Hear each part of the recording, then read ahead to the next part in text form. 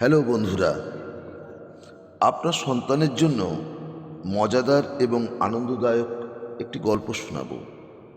যদি ভালো লাগে লাইক করবেন, সাবস্ক্রাইব করবেন।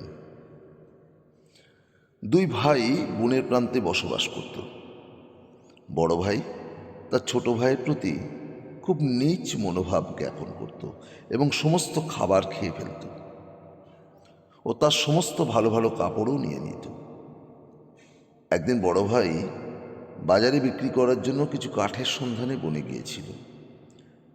সে বৃক্ষের পরে বৃক্ষের ডালপালা কাটতে কাটতে ঘুরে বেড়াতে বেড়াতে একটা জাদুকর গাছের সামনে এলো। গাছটি তাকে বলল, ওহে মহাশয়, দয়া করে আমার শাখা কাটবেন না। আপনি যদি আমাকে ছেড়ে দেন, আমি আপনাকে আমার সোনার আপেল দেব। বড় ভাই রাজি হলো, কিন্তু গাছ যে কটা আপেল দিল তাতে সে হতাশ হলো। সে লোভে কাবু হয়ে গেল এবং গাছটাকে হুমকি দিল যে আরও আপেল না দিলে সে গোড়া থেকে গাছটা কেটে ফেলবে। তার পরিবর্তে গাছটি বড় ভাইয়ের উপর শত শত ক্ষুদ্র সূচ বর্ষণ করল। যখন সূর্য দিগন্তে নিচে নেমে গেল, বড় ভাই বেদনায় মাটির উপর শুয়ে ছটফট করতে লাগল।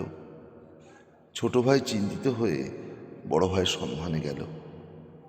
সে তাকে চামড়ার উপরেই শত শত সূচ ফোটা অবস্থায় দেখতে পেল। সে তার ভাইয়ের কাছে দৌড়ে গেল এবং যন্ত্রণা সহ্য করেও ভালোবাসার সাথে প্রতিটা সূচকে তুলে ফেলল। শেষ হওয়ার পর বড় ভাই তার সাথে খারাপ ব্যবহার করার জন্য ক্ষমা চাইল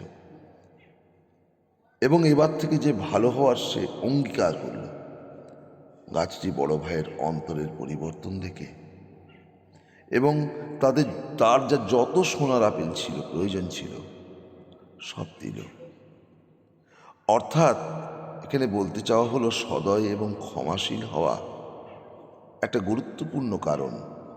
এটির জন্য সবসময় আপনাকে পুরস্কৃত করা হবে।